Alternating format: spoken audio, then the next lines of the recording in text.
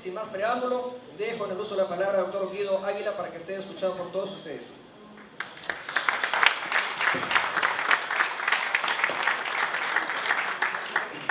Muchísimas gracias, doctor Duberry Rodríguez, presidente de la comisión organizadora del 9º Congreso de Jueces que se desarrolla a nivel nacional, a los señores jueces supremos de la República de Costa Rica, a la jueza representante justamente de la magistratura y la primera instancia ante el Consejo Ejecutivo del Poder Judicial, a cada uno de los jueces supremos aquí presentes, a los presidentes de corte, a los jueces superiores, a los jueces especializados, en fin, a toda la judicialidad que se ha hecho presente desde el día de ayer en esto, que yo celebro y agradezco, porque siendo un congreso de jueces tiene esto que se necesita tanto en el país, que viene a ser la apertura que ya todos sabemos las circunstancias que se están dando a nivel político en Lima, que esté invitada el Poder Ejecutivo a través de la Ministra de Justicia, el Poder Legislativo a través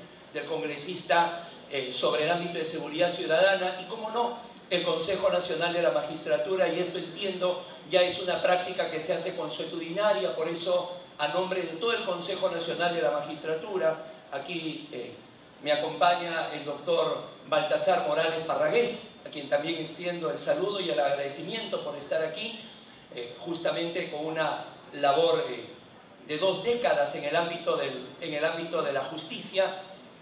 Esto es muy importante para nosotros porque permite traer la voz del CNM en estos tiempos tan, digamos, donde se sube el volumen respecto a la reforma judicial, pero que en realidad entendemos que se refiere a la reforma del sistema de justicia.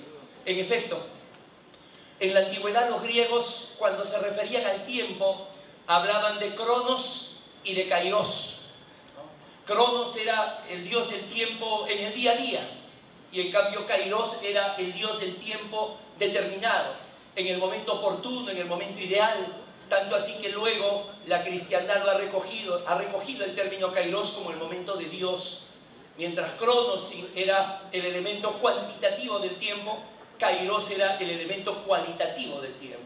Y efectivamente, si hay un momento, si hay un tiempo para hablar de reforma del sistema de justicia, pues creo que se han dado todos los elementos, todas las condiciones de presión y temperatura para que sea el momento en que nos podemos dar cita a conversar, a dialogar, a tender puentes, a discrepar, a tener la posibilidad de, en la discrepancia, poder analizar la otra posición y a partir de allí, de una buena vez por todas, dejemos hablar de una posible reforma de justicia y más bien en algún momento estemos hablando de los resultados de esta reforma de justicia.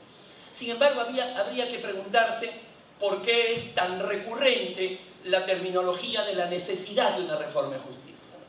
Todavía estamos a 3 semanas del discurso presidencial donde 2 veces señaló la reforma de justicia, pero además la adjetivó como profunda, una profunda reforma del sistema de justicia.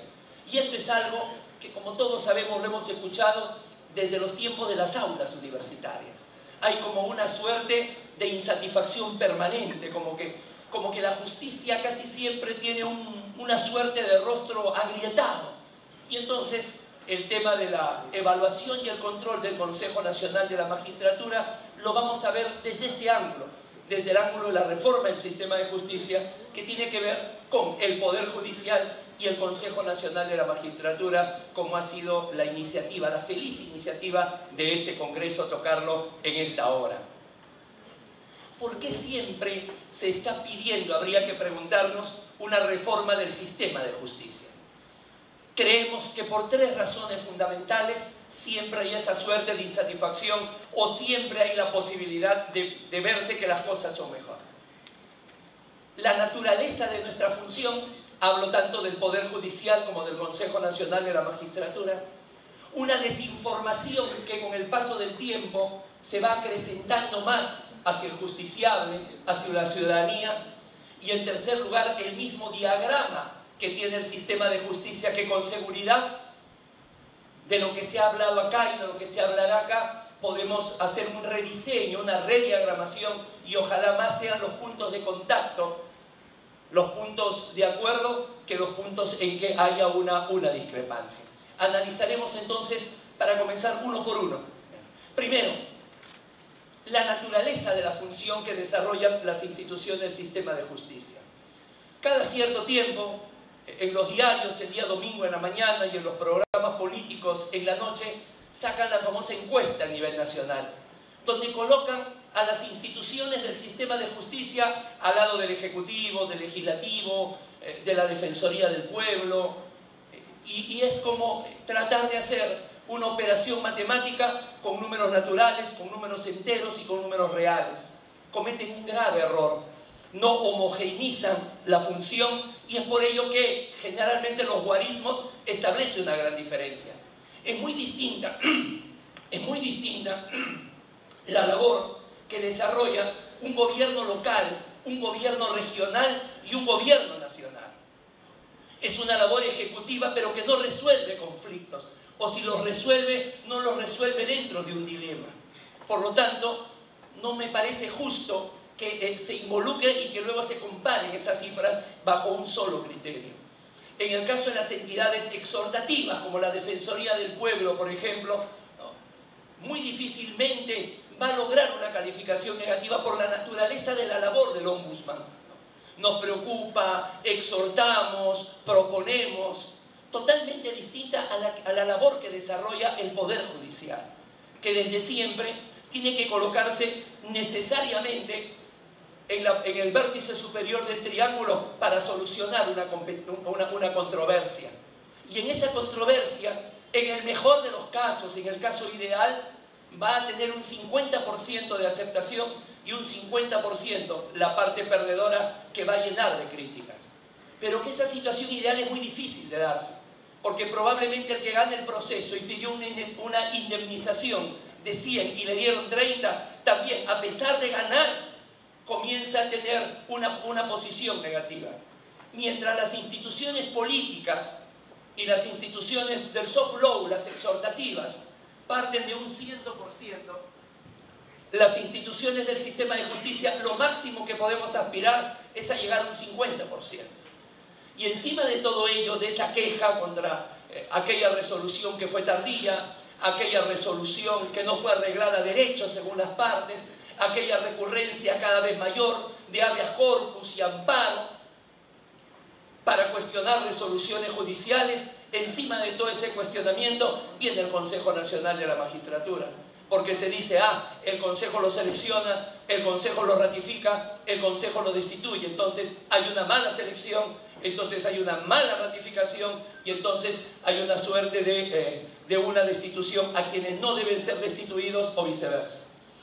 Ante una situación de esa naturaleza, señores, muy poco es lo que podemos hacer las instituciones del sistema de justicia, ¿no? En la última visita que realizamos a este distrito judicial, la presidenta, la doctora Ana Salés del Castillo, había realizado una entrevista. Uno encontraba en el hotel, encontraba el diario, con una frase muy acertada. Ella decía, nuestra naturaleza no es ser una institución popular. Jamás alguna institución del sistema de justicia que resuelva controversias va a ser popular, va a tener un alto grado de aceptación, o cuando algún magistrado ingrese a algún restaurante vaya a ser aplaudido y la gente se ponga de pie. Muy difícilmente, no está en la naturaleza. Generalmente va a haber un descontento que luego se va a acrecentar por otro factor. Pero el primero de ellos, que viene a ser la naturaleza de nuestra función, tanto del Poder Judicial como del Consejo Nacional de Magistratura, más aún del Consejo. Porque cuando establecemos una selección podemos nombrar a 1, a 2, a 10, pero quedan centenares y hasta miles quedan fuera. Por mucho que hagamos el examen como el realizado el domingo 7 de agosto, un examen donde por primera vez fue 80% especialidad y 20% derecho constitucional, derecho internacional de los derechos humanos. Un examen que lo hicimos a la década de los 80, casi en stencil, cuando en la madrugada, con la participación del doctor Baltasar Morales, armábamos con la comisión el examen y quedó allí, sin conexión a internet, sin ninguna posibilidad que salga. Y recién, cuando los postulantes estaban dentro, rindiendo su prueba psicológica, recién se comenzó a imprimir, para que jamás vuelva a quedar siquiera una sola sombra de duda sobre el examen del Consejo. Sin embargo, a pesar de ello, ¿no?, va a ser un examen que probablemente reciba críticas. Es nuestra naturaleza, insisto, contra ello poco tenemos que hacer. Primer punto, porque siempre se viene pidiendo la reforma judicial o la reforma del sistema de justicia. El segundo punto resulta de la mayor importancia. Viene a ser la desinformación. Hace 72 horas estuvimos en la parte más al sur de Brasil, en participación en 2 seminarios internacionales de universidades distintas. Y el tema era curioso, porque se tocaba un derecho fundamental que parecería nuevo o parecería derivado, y no es así. Se trataba el derecho a la no desinformación, que cobraba ribetes verdaderamente preocupantes en el gigante de Sudamérica, en todo tema, inclusive en las Olimpiadas, mientras se hacía todo el esfuerzo para que el país recuperara esa imagen marchita y caída, siempre había los que desinformaban. Siempre había aquel titular que decía, claro, toda la infraestructura queda para Río, pero el resto de Brasil lo tiene que pagar. Otro brasileño que decía, si el varón pierde Coubertin, volvería a resucitar, se moriría por los errores que se cometen en estos Juegos Olímpicos. Es decir, trataban de siempre ser los mensajeros de las malas noticias. Siempre, eso nunca falta. Pero insisto, no es un derecho fundamental nuevo. Es el mismo derecho a la información. Tiene 2 negaciones. Derecho a la no desinformación. Y con 2 negaciones se hace una afirmación, lógica simple. Es el mismo derecho a la información que se ha desbordado.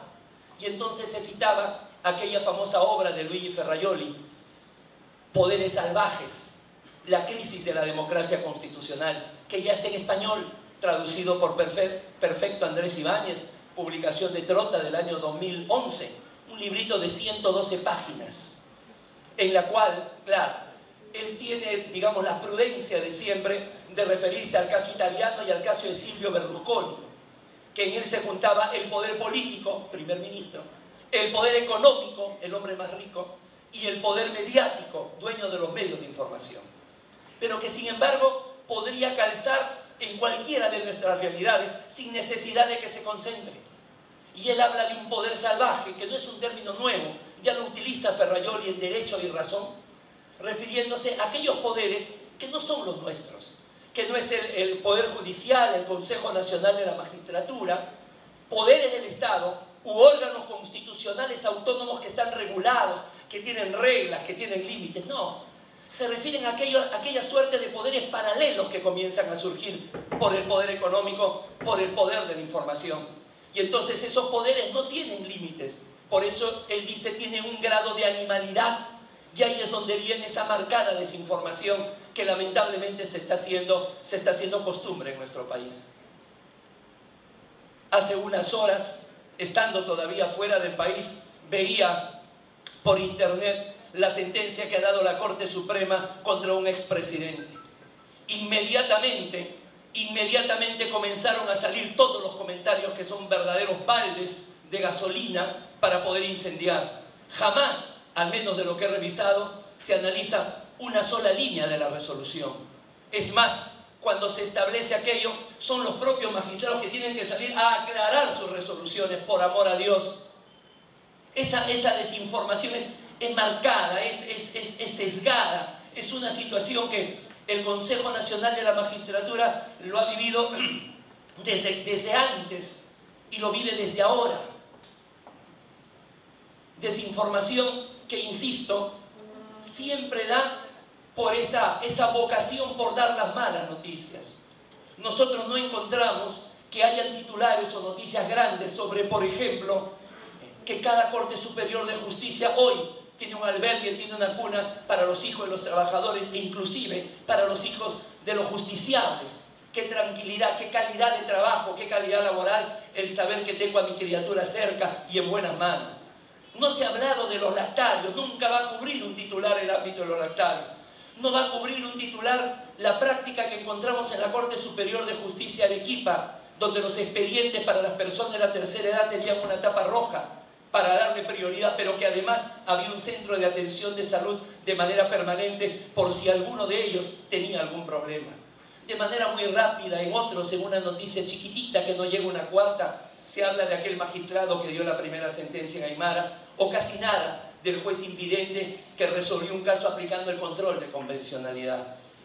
Esa información no sale, sale la información que trae sangre, trae la información que trae veneno.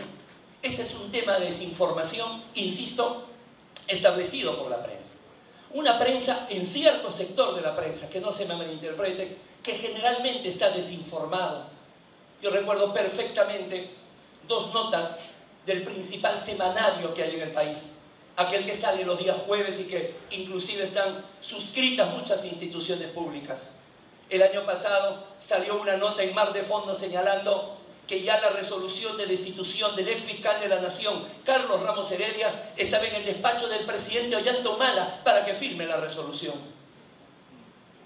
Como con un desconocimiento supino se puede entrar a opinar. La primera semana de febrero de este año, como solamente se ha dado una sola vez en la historia de todo el Consejo Nacional de la Magistratura, el Pleno nos eligió presidente por unanimidad. Al jueves siguiente, este mismo semanario sacó nuestra fotografía en la concha de la semana, diciendo, en vez de hacerlo como un mérito de lograr el consenso de gente mayor en edad y en trayectoria, en vez de que sea un mérito, lo sacaron diciendo que no se conocía a ningún otro candidato y que se había elegido de manera oscura. Esa desinformación, señores, hace que permanentemente haya una insatisfacción con la justicia, por más esfuerzo que realicemos. Ese es un sector de la prensa. Y el otro tema es el tema de las organizaciones, de lo que Ferrayoli llama los poderes paralelos, aquellos que quieren ejercer un poder, pero no tienen ninguna responsabilidad, salen y opinan de manera irresponsable. Y entonces en ese sentido también lo hacemos. Y esa desinformación no solamente sale de las organizaciones, sino muchas veces sale de algunas autoridades o supuestos líderes de opinión, que simplemente opinan, simplemente lanzan a que hay que reformar el Poder Judicial. Hay una gran corrupción en el Poder Judicial. Respecto al Consejo Nacional de la Magistratura, han señalado, desde que está en manos equivocadas, una lástima que no haya asistido hoy quien lo dijo, está en manos equivocadas, hasta hace 48 horas, un congresista joven, barbado él, con gran futuro, señaló en el Congreso, tiene que venir el presidente del Consejo Nacional de la Magistratura para aclarar la falta de legitimidad para elegir jueces y fiscales. Y el día de ayer, el primer ministro, seguramente refiriéndose a otra cosa, no entiendo que es desconocimiento, señalaba de que había que buscar que el CNM tenga legitimidad. Desde el primer año de Derecho nos enseñan que la legitimidad se da de dos formas: la legitimidad de origen y la legitimidad de ejercicio. Y que nosotros sepamos, los 7 miembros, con nuestros defectos, con nuestras limitaciones, hemos sido elegidos de acuerdo a la ley. Nunca se dijo que por primera vez se había elegido un representante de los abogados con el 40% de los votos. 15.000 votos en todo el país, jamás alcanzado en ninguna elección de una sola vuelta. Jamás se señaló que cuando se elegía la Corte Suprema su representante, elegía una persona de 10 años en la Fiscalía, 20 en el Poder Judicial y con experiencia en control interno y del aporte que debía de tener y que estamos teniendo con el doctor Morales. Nunca se dijo eso. Y la otra legitimidad es la legitimidad de ejercicio. Señores, este Pleno, este Consejo Nacional de la Magistratura, por primera vez ha nombrado a 5 magistrados supremos, jueces y fiscales, respetando la meritocracia, respetando el principio de licitud y la interdicción de la arbitrariedad. No es que yo me opongo porque es cuestionado, no señor, ¿qué cosa es cuestionado? Poner esta jarra en cuestión, si tiene agua o tiene whisky, y si tiene en cuestión lo resolvemos, pero no ese traje de cuestionado que acompaña hasta la tumba. Este Consejo Nacional de Magistratura por primera vez está premiando las buenas prácticas. Hemos reconocido a Fiscalía de Cajamarca, a la Corte de Arequipa. Por primera vez ha convocado al Poder Judicial y al Ministerio Público en mesas tripartitas para escucharlo. Podemos discrepar. Podrán haber cuestiones donde nunca nos vamos a poner de acuerdo, pero por primera vez encuentran en sus reglamentos lo que pidieron para poder sensibilizarnos. Por primera vez este Consejo Nacional de Magistratura, en el poco tiempo que tenemos, de 33 distritos judiciales, ha visitado 25, incluido Cerro de Pasco, donde el 80% de los magistrados tiene plomo en la sangre. Y los vamos a acompañar en su pedido de que tengan un bono dentro de su sueldo que les sirva como una especie de indemnización permanente. Por primera vez se ha convocado a la Facultad de Derecho para decirles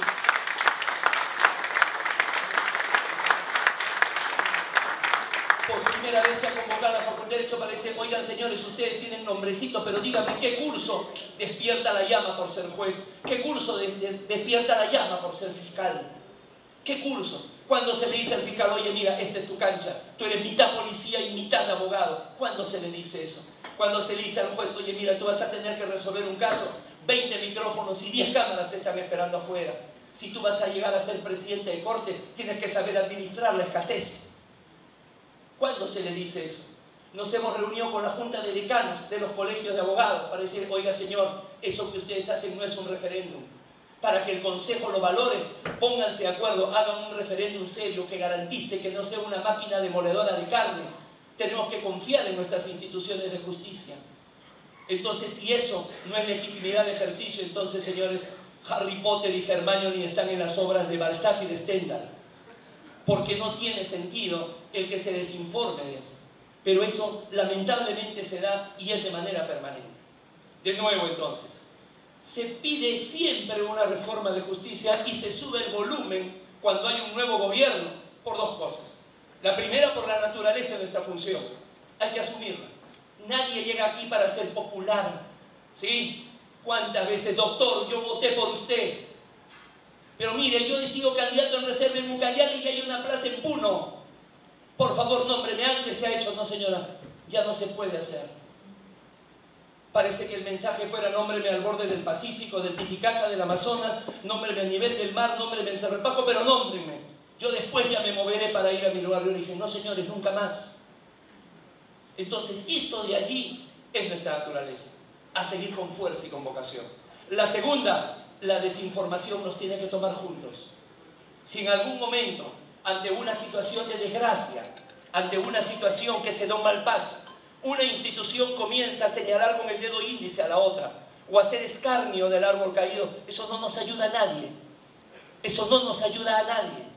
Contra la desinformación debemos de consolidar estos vasos comunicantes, porque si no, en una mala actuación vamos a decir, no, fue el juez, no, fue el fiscal, no, fue la policía, y aparte, no, fue el consejo que los eligió, en ese famoso sofisma que hemos escuchado, ¿no? Si hay un mal juez o un fiscal, la responsabilidad la tiene el consejo por lo que lo nombró. Con esa misma lógica, cuando nombramos a un mal alcalde o un mal gobernador, entonces también los ciudadanos somos responsables, entonces que no hayan elecciones, vivamos entonces una dictadura. No somos ni siquiera responsables de nuestros hijos, a quienes formamos con el mayor amor del mundo. Vamos a ser responsables por un profesional que puede tener una serie de azares y de circunstancias en su ejercicio profesional. No podemos hacer nada contra él. Pero el tercero, contra los segundos, contra la desinformación, estar unidos. Estas convocatorias, esto que permite este diálogo, este vaso, que nos digamos las cosas aquí y que luego ya informemos fuera. Pero hay una tercera cosa con la que sí podemos hacer y que creo que es el momento y el escenario adecuado, que es la tercera razón, que es el diagrama del sistema de justicia. Algo está mal diagramado, no calza como tiene que calzar el zapatito en el piececito de la Cenicienta, no calza. Algo está mal. Y durante años se ha establecido una lucha por encontrar el diagnóstico.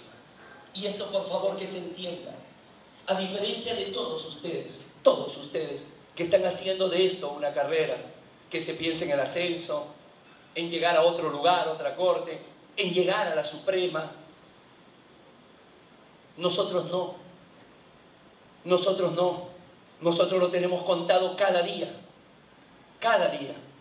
De los 60 meses para los que fuimos elegidos, nos queda 44 meses con 18 días.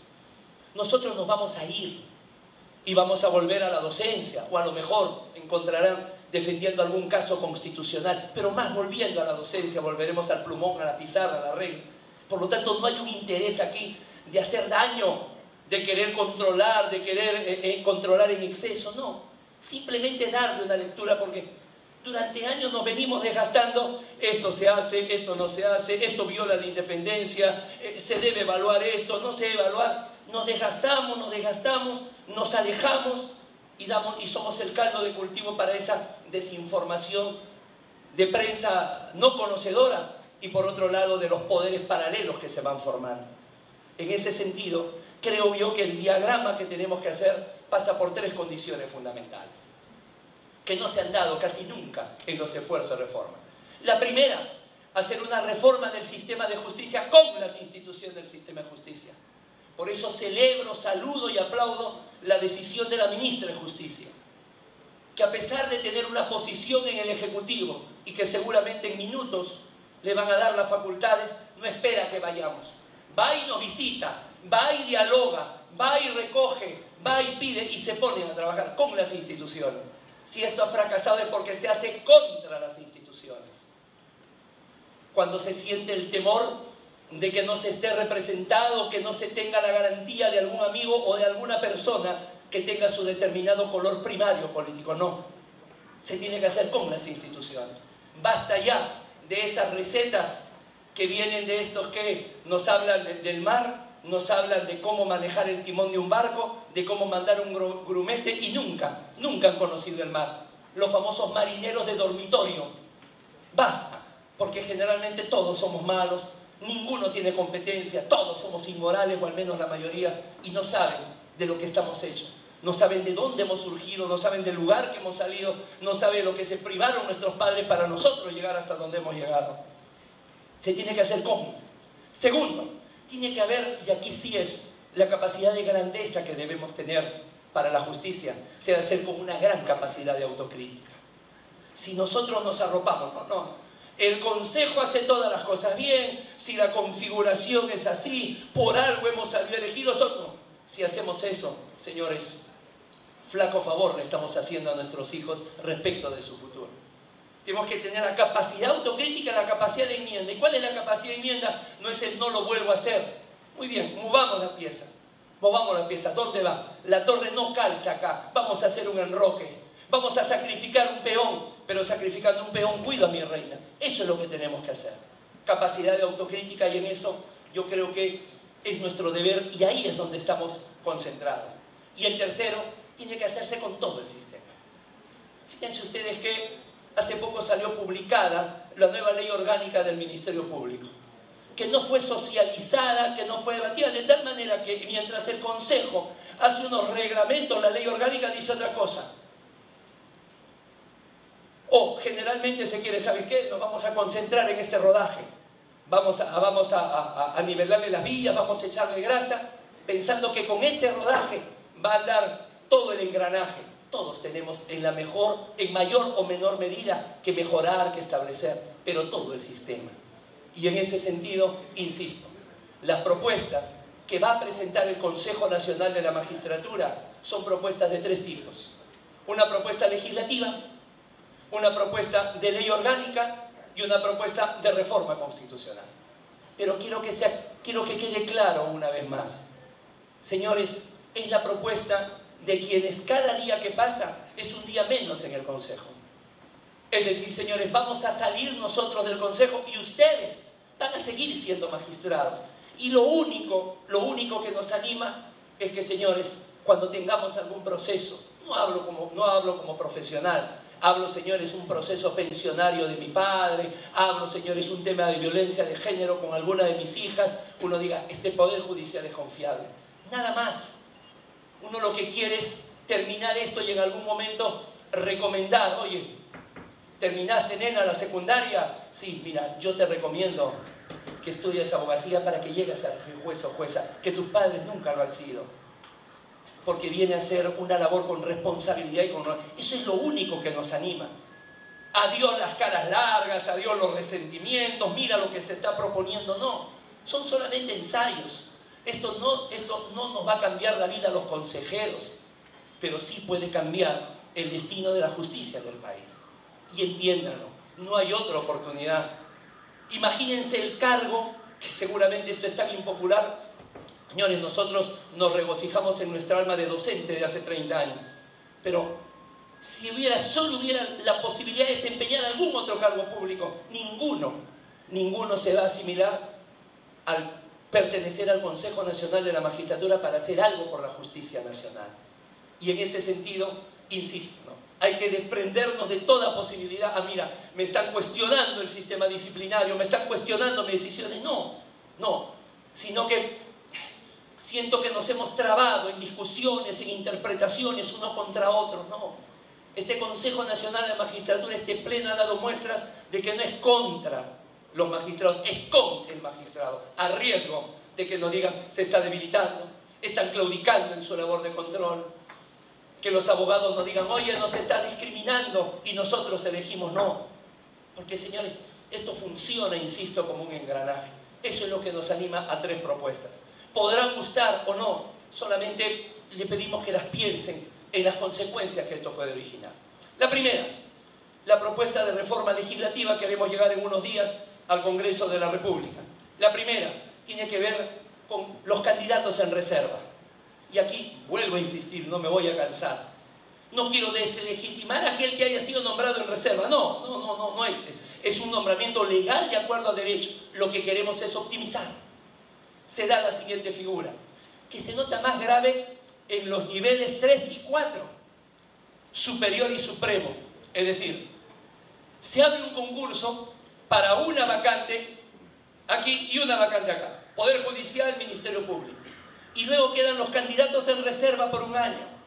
Y por diferentes razones circunstanciales, cumplimiento de edad, fallecimiento, destitución, señores, se nombra candidatos en reserva y termina siendo que más nombramos candidatos en reserva que los candidatos para los cuales el concurso a la plaza fue abierta. Es como si, ingresan a jugar un partido de fútbol 11 titulares y terminan jugando 15 suplentes. Esto se hizo con un sano criterio, atacar totalmente la provisionalidad. A lo mejor, por eso, nadie tiene la verdad, suelto algunas preguntas. Podría reservarse para el primer y el segundo nivel. Podría restringirse para el tercero o para el cuarto. O podría decirse, mira, si se nombra uno a la plaza, que quede una plaza para la reserva. Habría que analizarla. Porque no es que solamente se da esta situación espontánea, casual, sino a veces, hemos sido testigos en el Consejo, se da con alguna perversión. Es decir, el informe de que alguna persona está mal de salud o inclusive el ingreso de denuncias para una posible destitución que abra ese espacio. Sin contar que en los niveles más altos, cuando está completamente cerrado, ¿cuál viene a ser la motivación para el que viene de atrás? ¿Cuál viene a ser la motivación para el superior? Para que, muy bien, en un nuevo concurso me esfuerzo, tengo abierto esta posibilidad, etcétera, etcétera. Insisto, no deslegitima para nada. Así están las cosas. Lo que queremos es mejorarlo, optimizarlo, y esa es una idea que pasamos a plantearla. Que, como ven, no le corresponde únicamente al Consejo Nacional de la Magistratura. Le corresponde, está en la ley de carrera judicial, y entonces esto tiene que ser consensuado. Por eso es solamente una propuesta. En segundo lugar, el ámbito de la ley orgánica, que probablemente sea lo único que le compete absolutamente al Consejo Nacional de la Magistratura. Siempre, desde antes de pertenecer al Consejo, nosotros habíamos escuchado de cuestionamientos sobre los miembros del Consejo Nacional de la Magistratura, por diferentes conductas, por la profesión, pero jamás aquellos que se ponen en el Olimpo de la moralidad y que son la referencia, lo que dicen ellos, palabra de Dios, te alabamos Señor, hermanos, pueden tomar asiento. El dogma de la moralidad, jamás propusieron algo como lo que estamos proponiendo ahora. Este pleno del Consejo Nacional de la Magistratura es consciente de que los filtros no son los más adecuados. No son los más adecuados. Comencemos por quien habla, elegido por los abogados. 45 años de edad, mayor de 45 años, lo mismo que un supremo, y 15 años de ejercicio profesional. Que tenga más de 15 años de ser colegiado. Nada más. No habría que colocar, por eso, insisto, con las preguntas. Por ejemplo, el mayor grado académico. Si se hubiera dado, por ejemplo, la exigencia del grado de doctor en Derecho, nosotros ni siquiera hubiéramos postulado. El grado de doctor en Derecho lo tenemos desde el 28 de octubre del año pasado ya siendo consejero. No habría que dar, señores, por lo menos, si el mandato es un lustro, no tendría que darse un lustro o una década de experiencia garantizada en el ejercicio de la gestión pública o la gestión privada. No tendría que elevarse aquella vara. No tendría que garantizarse su total despolitización. Para que no, hoy se presentan así, al azar, como si fuera una tómbola. Y luego comienzan a quedar eliminados. Este porque tiene una sentencia penal. Este porque ha falsificado firmas. No es nada agradable. Y entonces es la única elección universal. Y se piensa que en esa universalidad es suficiente. No es suficiente esa universalidad. Porque claro, como es universal, también viene nuevamente la desinformación. Y entonces vienen los ataques. Ah, no me gusta Duverly Rodríguez. Entonces va a inventarle. Comenzamos, vamos a escanearlo. Algo debe de tener. No, no tiene. Entonces vamos a inventarle. Y eso va dañando la institucionalidad. Fíjense que si fuéramos rigurosos, mi accesitario no sería un abogado, porque en segundo lugar no quedó un abogado, quedaron los votos blancos y nulos. En segundo lugar. Eso habla de la enorme desazón que existe respecto, señores, a este tipo de elecciones que cada vez son más canibalescas. Habría que pensar que el representante de los fiscales supremos, no habría, digo yo, son 6 fiscales supremos. Insisto, no estamos descalificando, mucho menos a la doctora Maritza Aragón, que tanto ha llegado a aportar. Esto no es personal, es pensarlo en una situación donde los niveles pudieran ser mayores. Tendría que ser elegido por lo menos por los presidentes de la Junta de Fiscales. O no tendría que ser elegido, digamos, por todos los fiscales del país. No lo politizaría. Entonces busquemos alguna fórmula que de alguna manera pueda abrir esa posibilidad. Tendría que ser un fiscal en funciones. En el caso del Poder Judicial, ¿por qué la exigencia de renunciar 6 meses antes? ¿De qué vive? Me pregunto, en algún momento lo hablaremos, Baltasar. Desde el momento que uno renuncia, ¿de qué se vive? Cuando es todo lo contrario, debiera ser, ¿sabes qué? El premio a tu gestión, todo eso. No, es que como va a evaluar y luego, señores, si vivimos con la suspicacia, si vivimos con la desconfianza, estamos echando un cerillo en paja seca de la desinformación. Tenemos que fortalecer aquello. Los colegios no profesionales colocan 2 consejeros, en lo que siempre, en cada entrevista, pero ¿qué hace aquí un médico, un enfermero, un obstetra? Señores, no tendría que darse la elección, primero universal, no de esta manera como delegados. Segundo, no tendría que ser un profesional. Supongamos que se mantenga el actual modelo constitucional, con 2 profesionales que no son abogados. Tiene su sustento, ¿no? Así como el problema de la educación no es de profesores, como el problema de salud no es de médicos, se dice que el problema de la justicia no es solo de abogados. Pero señores, no deberían tener dentro de su expertise, por lo menos, un lustro o una década de gestión o de trabajo con entidades de derecho, con entidades ligadas a la justicia. Pregunto, los representantes de las universidades, hablaba con el jefe del gabinete de asesores, profesional extraordinario, en la víspera, llegado recién al hotel hace un par de horas, y analizábamos cuál era el porqué de la conformación del Consejo. Poder Judicial, Ministerio Público, abogados. El hecho que estén universidades es que estén docentes. ¿Por qué votan solo los rectores? ¿Y por qué para el Jurado Nacional de Elecciones votan los decanos de la Facultad de Derecho? Otra vez volvemos, uno está medido en voltios, el otro está medido en kilos. ¿Por qué no eligen los decanos de la Facultad de Derecho? ¿Por qué no se universaliza los profesores de Derecho que elijan a un jurista para que vaya allá? ¿No podría ser eso? Son ideas sueltas que se dan. Pero podemos elegir de otra profesión porque la Constitución no lo dice. Pero elevemos los filtros, elevemos las condiciones, que es lo único que nos va a garantizar que no haya, digamos, el temor, esto que han catalogado como la falta de legitimidad. Habría que ver, eso también lo vamos a plantear, y en ese sentido celebro que mi pleno, insisto, con todas las limitaciones que podamos tener, hay un acuerdo general, que señores, no es el que traicionamos a quienes nos eligieron el tema de cambiar, eso no. Se trata de que hemos sido elegidos no para defender al sector que nos eligió, sino hemos sido elegidos para tener mejores jueces y fiscales. Ese sería el proyecto de ley orgánica. Y en tercer lugar, seguramente lo más importante, seguramente lo más debatible, probablemente lo más lejano de hacerse por la mayoría calificada que se requiere, es el proyecto de reforma constitucional. Les pongo 3 escenarios.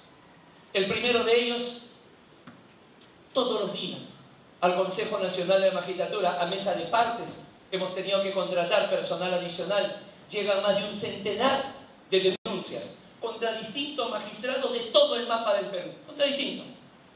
¿Sabe qué? Este juez tiene esta conducta disfuncional, este juez es el que... o este fiscal es el que de manera disimulada acosa sexualmente a su personal, este es un déspota, este es un tirano, este está coludido con el estudio. Señores, y el Consejo Nacional de la Magistratura, dentro del gentío, dentro de la población, está muy bien. Tú lo nombraste, tú tienes que controlarlo. Cuesta decirle que no es así. Por más explicación que se le dé, no, esto es impunidad.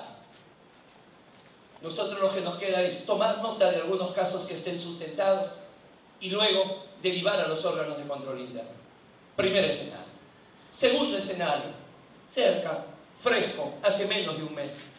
Se dan las sentencias, digamos, en el ámbito de violencia de género, las 2 sentencias que ya conocemos, e inmediatamente, tras las imágenes que nos recuerdan y todo ello, la imagen del edificio ya destruido del Consejo Nacional de la Magistratura. ¿Y qué hace el Consejo Nacional de la Magistratura? Pues no puede hacer nada.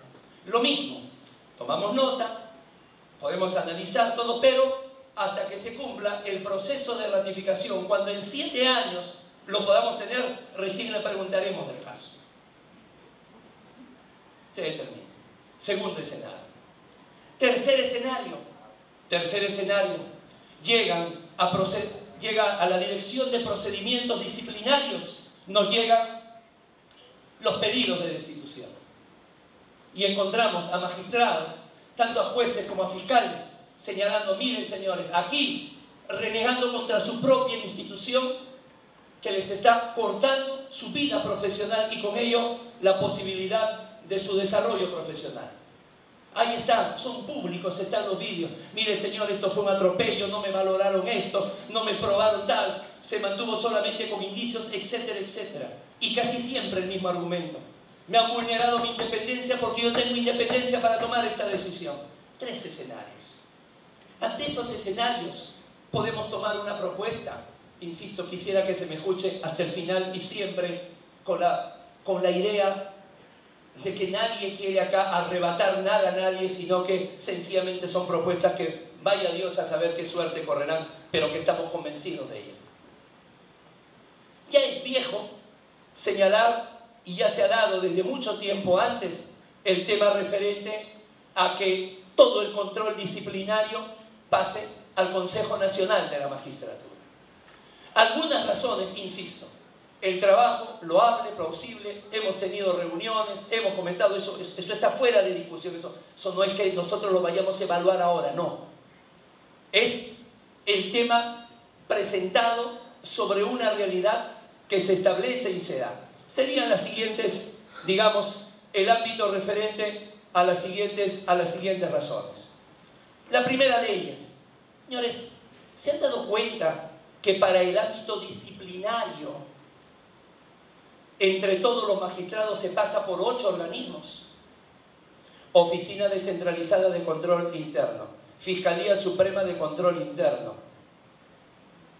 Junta de Fiscales Supremos por un lado, la Oficina Descentralizada de Control de la Magistratura, el órgano de control de la Magistratura, el Consejo Ejecutivo del Poder Judicial, la Sala Plena de la Corte Suprema. Van 7, más el CNM 8. Con un agravante. Terminado todo ese proceso que no es muy fácil tener que controlar a nuestros pares. Después de todo ese proceso, comienza un nuevo proceso ante el Consejo Nacional de la Magistratura. De tal manera que podemos tener por años suspendido a un magistrado sin que reciba un solo sol. ¿Dónde está la presunción de licitud y la presunción de inocencia para privarlo de la posibilidad de algún ingreso? En Argentina se le da el 70% de sus ingresos, por ejemplo, y eso es algo que vamos a apoyar. En segundo lugar, además de esa situación, el Consejo Nacional de la Magistratura jamás, cuando hace una selección de jueces y de fiscales, evalúa la capacidad de controlar. No, es para que resuelvan conflictos tanto en el ámbito postulatorio el Ministerio Público y en el ámbito decisorio el Poder Judicial.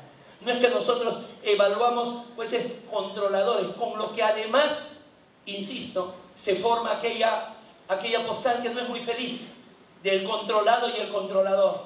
Prueba de ello es que esto viene desde el año pasado, llegaban, por ejemplo, magistrados, recibido a más de una decena de magistrados en una reunión de juzgados contenciosos administrativos, donde decía, oiga señor, se ha sacado esta resolución con respecto a OCE, por lo tanto sentimos que nos están castrando la independencia de ellos.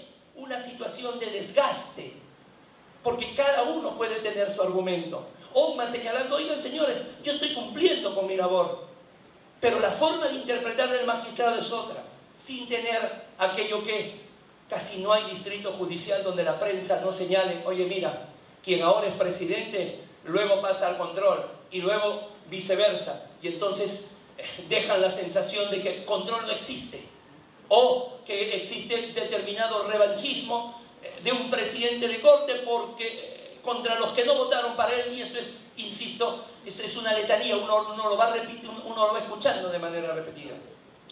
Otra situación también importante, fundamental, sería, señores, de que habiendo tanta cifra de escándalo en la provisionalidad, por temas presupuestarios, por diferentes factores, ¿qué hacemos?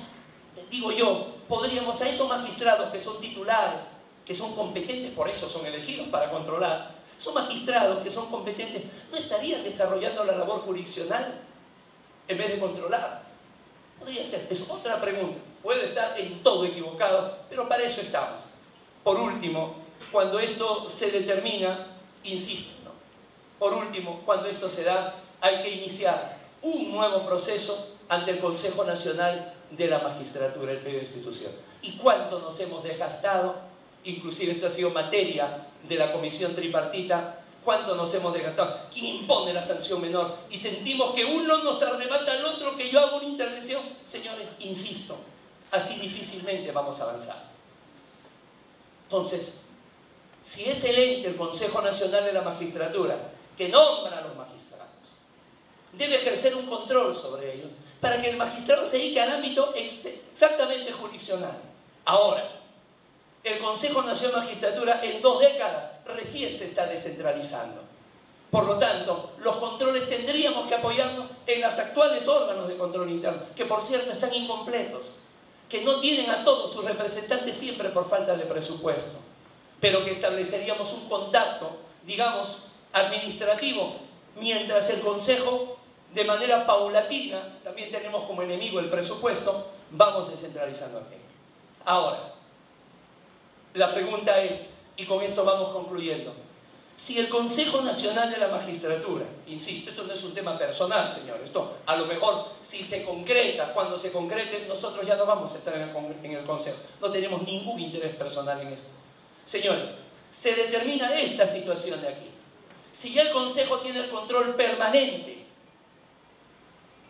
tiene el control de la labor del magistrado en conducta y idoneidad, la pregunta es, ¿tendría sentido la ratificación? Creemos que no. Creemos que no. Creemos que no. Con ese primer presupuesto, con esta primera premisa, ya no tendría sentido el procedimiento de ratificación. Pero es porque justamente justamente se determina ese control. No es por lo que dice transparencia, ¿no? Transparencia dice, se debe eliminar la ratificación porque es un caldo de cultivo para la corrupción. Nosotros, señores, tenemos la piel de cerdo de la sierra, no nos afecta. Lo que me preocupa es la falta de respeto que establecen los magistrados, porque para un acto de corrupción se necesita de dos partes. No tan alegremente podemos decir eso.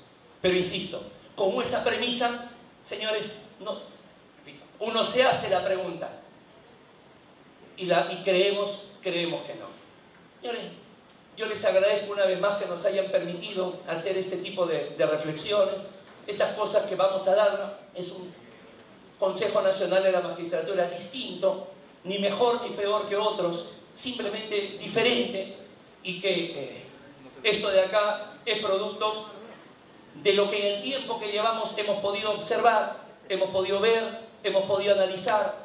Podemos estar equivocados, a lo mejor no se haga ninguna de ellas, pero nosotros vamos a hacer desde nuestro ámbito, desde nuestra posibilidad, hasta que nos den las fuerzas y todo lo que tengamos que desplegar, hacer lo posible mientras estemos convencidos que son para un mejor sistema de justicia. Si a eso hay que hacer algunos correctivos, hay que sumarle algunas cosas, hay algunos aportes, señores, habría que soñar en hacer una propuesta conjunta, y habiendo una propuesta conjunta del órgano controlado y el órgano controlador, contra eso ténganlo por seguro que nadie nos detiene y que nunca más existirá para el sistema de justicia el tema de Cronos, sino siempre será el tema de Kairos, será siempre el momento oportuno para una buena justicia. Muchísimas gracias a todos.